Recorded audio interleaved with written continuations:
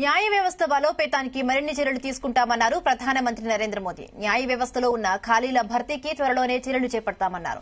కోర్టుల్లో స్థానిక భాషలకు ప్రాధాన్యమివ్వాలని తెలిపారు. అటు ప్రజా ప్రయోజన వాజ్యాలు దుర్వినియోగం అవుతున్నాయని సీజేఐ ఎన్వీ రమణ ఆందోళన వ్యక్తం చేశారు. అవి వ్యక్తిగత ప్రయోజన వాజ్యాలుగా మారిపోయాయని ఆవేదన వ్యక్తం చేశారు.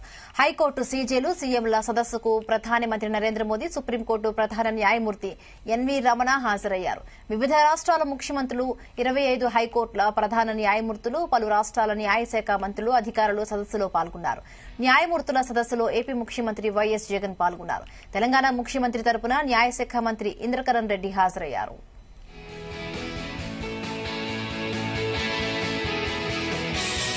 साथियों, देश में न्याय की देरी को कम करने के लिए सरकार अपने स्तर से हर संभव प्रयास कर रही है. हम जुडिशियल स्ट्रेंथ को बढ़ाने के लिए प्रयास कर रहे हैं.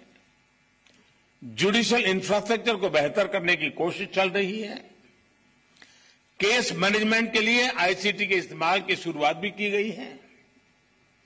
सबऑर्डिनेट कोर्ट्स और डिस्ट्रिक्ट कोर्ट से लेकर हाई कोर्ट तक वैकेंसीज को भरने के लिए भी प्रयास हो रहे हैं.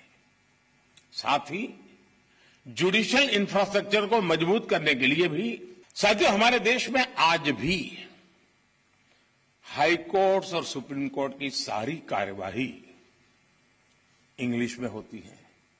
और मुझे अच्छा लगा सीजेआई ने स्वयं ने इस विषय को स्पर्श किया. तो कल अखबारों को पॉजिटिव खबर का अवसर तो मिलेगा अगर उठा ले तो. इससे देश के सामान्य नागरिकों का न्याय प्रणाली में भरोसा बढ़ेगा.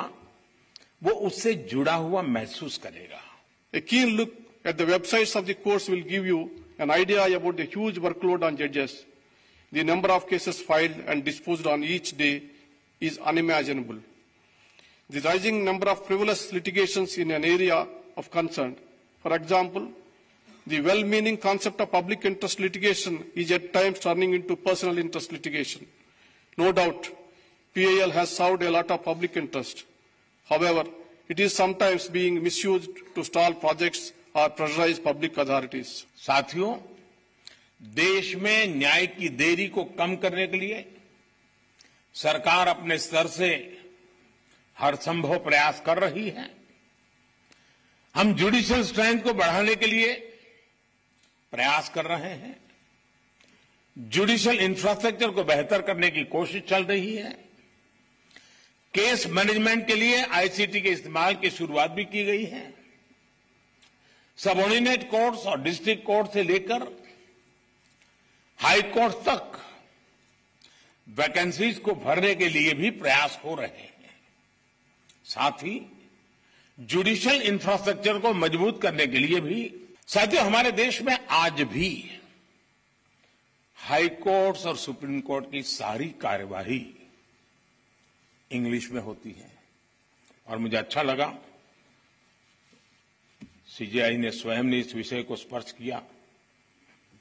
तो कल अखबारों को पॉजिटिव खबर का अवसर तो मिलेगा अगर उठा ले तो. इससे देश के सामान्य नागरिकों का न्याय प्रणाली में भरोसा बढ़ेगा. वो उससे जुड़ा हुआ महसूस करेगा. A keen look at the websites of the courts will give you an idea about the huge workload on judges. The number of cases filed and disposed on each day is unimaginable. The rising number of frivolous litigations in an area of concern. For example, the well-meaning concept of public interest litigation is at times turning into personal interest litigation. No doubt, PIL has served a lot of public interest. However, it is sometimes being misused to stall